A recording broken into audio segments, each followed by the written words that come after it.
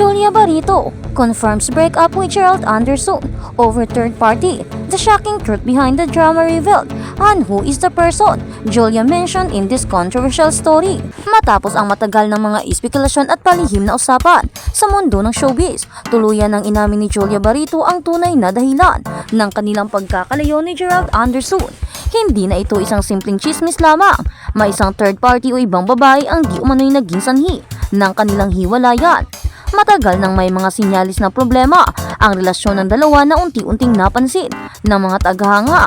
Isa na rito ang pagbago ng dynamic sa kanilang social media accounts. Pinansin ng mga masusugid na taga-subaybay na biglang nag-unfollow ni Julia si Gerald Anderson sa Instagram at unti-unting inalis ang mga larawan nila na magkasama. Ang mga litrato na dati ay puno ng masasayang ala-ala ng kanilang relasyon mula sa bakasyon hanggang sa mga espesyal na okasyon ay bigla na lang nawala, na nagdulot ng sama ng loob at pag-aalala sa mga tagahanga. Sa mga nakaraang buwan, napansin din ang hindi pagkakasabay nilang paglalabas sa publiko, bagamat nagdiwang si Julia ng kaarawan ni Gerald kasama ang pamilya at mga malalapit na kaibigan. Tila dito nagtatapos ang kanilang pagsasama sa mga pampublikong okasyon. Hindi na muling naitala ang kanilang magkasamang paglabas, lalo na sa mga importanteng kaganapan. Isa sa mga pinakapansin-pansin ay ang hindi pagdalo ni Gerald sa kasal ng kapatid ni Julia Barito, si Claudia Barito, at sa kaarawan ng ina ni Julia, si Marjorie Barito. Ang mga pagkukulang na ito ay nagdala ng mga tanong kung ano na ba talaga ang nangyayari sa relasyon nila. Hindi rin nakaligtas sa pansin ng mga tagahanga ang pagtanggal ni Claudia ng kanyang follow kay Gerald sa Instagram na tila isang tahimik na pahayag ng suporta sa kapatid at maaaring pagkadismaya sa aktor. Ayon sa isang malapit na kaibigan ni Julia, naging emosyonal ito nang sa wakas ay napilitang aminin na may iba ng babae si Gerald. Isang matindi at mahit na katotohanan na hindi niya na kayang itago pa. Bagamat matagal na niyang sinikap pa na tilihing pribado ang kanilang personal na buhay, hindi na ito napigilan at lumabas din sa publiko. Hindi naging madali para kay Julia ang pagharap sa ganitong sitwasyon. Sa bawat panayam, maingat siyang nagsabi na ayaw niyang i-overshare ang mga detalye ng kanilang relasyon at pinapahalagahan niya ang privacy.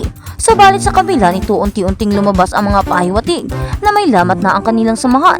Sa huli, inamin niya na hindi na niya kayang ipilit ang relasyon kung saan may pagkakanulo at pagkasira ng tiwala. Mabilis ang naging reaksyon ng publiko sa balitang ito. Marami ang naghayag ng galit at pagkadismaya kay Gerald Anderson. Hindi na raw nakapagtataka dahil ito na raw ang isyo na namang isyo ng pagtataksil sa aktor na noon pa man ay may mga lumang kontrobersya tungkol sa katulad nito. Maraming netizens ang tumawag kay Gerald bilang cheater at naaawa sila kay Julia bilang isang biktima ng pandaraya. Sa kabilang banda, may mga taga-suporta rin si Julia na natuwa sa balita. Para sa kanila, isang malaking hakbang ito para sa kanya na makalaya mula sa isang relasyon na puno ng kasinungalingan. Naniniwala silang deserve ni Julia ang tunay na pagmamahal na may respeto at katapatan. Inihikayat nila siya na huwag nang bumalik sa nakaraan, kundi magpatuloy at mas pag-iluhin pa ang pagmamahal sa sarili. Si Gerald Anderson, sa kabila ng malakas na mga aligasyon, ay nananatiling tahimik at walang kahit anong pahayag o reaksyon. Ang kanyang pag-iwas sa publiko ay lalong nagpatindi ng usapin at nagpahirap sa kanya na pabulaanan ang mga lumalabas na ebidensya mula sa isang matamis at puno ng pag-asa na love story. Nauwi ang relasyon ng dalawa sa isang malungkot na pagtatapos na puno ng pagkasira ng tiwala, pagtataksil at sakit ng damdamin. Sa ngayon, kanya-kanya na silang naglalakad ng landas, tinatanggap ang realidad at nagsisimula ng panibagong yugto sa kanilang buhay. Sa kabila ng bigat ng karanasan, marami ang naniniwala na ito rin ang magiging simula ng panibagong pagbangon para kay Julia. Isang pagkakataon para buuin muli ang sarili. Ituon ang pansin sa kanyang mga pangarap at higit sa lahat, mahalin ang sarili ng buong puso. Nakikita siya bilang isang inspirasyon ng mga kababaihan na dumaraan sa kaparehong pagsubok, na sa kabila ng lahat ay may lakas at pag-asa para sa mas magandang bukas. Sa huli, ang kwento ni Julia Barito ay paalala na ang tunay na pagmamahal ay hindi dapat itago o pilitin. Ito ay dapat na magtaguyod ng respeto, tiwala at pagkakapantay-pantay.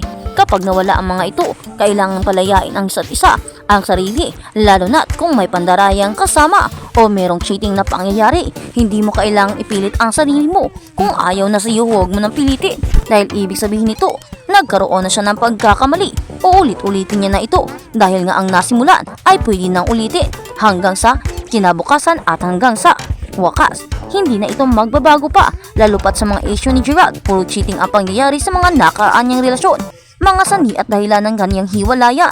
Kaya naman, di na bago na niloko niya si Julia Barreto. Ang kailangan na lang ni Julia, ipagpatuloy niya ang buhay na wala si Gerald at tanggapin na lang ang kanilang hiwalayan at huwag nang magpaloko ulit or bumalik sa lalaking ito dahil alam naman niya na ang panluloko ay hindi ito mistake kundi ito ay choices. Kaya naman, Julia, ipagpatuloy mo ang buhay mo at huwag kang magpakulong sa taong manluloko. Iyon ang sigaw ng kaniyang mga fans. Sa kabilang banda, trolley ba? Gerald Anderson, Julia Barreto, call off lang daw dahil may third party. Totoo nga kaya ang chikang nasa call off stage lang sina Julia Barreto at si Gerald Anderson at hindi daw totoong naghiwalay na ng tuluyan. Iyan ang mainit na pinag-uusapan ngayon sa sapat na sulok ng ka-showbizan. Lalo't kapansin-pansin na hindi na sila gaanong nagpo-post ng kanilang mga ganap sa social media. Isa ang isyong ito sa napag-usapan sa Showbiz Updates, YouTube vlog ng talent manager at content creator na si Ogie Diaz kung saan nabanggit nga niya na currently ay nasa call off stage ang magjowa. Gaano katotoo? Itatanong na rin natin kasi syempre ayaw naming maniwala, lalo na ako. Ayaw kong maniwala kasi nakikita kong si Gerald at Julia para sila yung future, sila pa rin yung ending, ang chika ni Mama Og.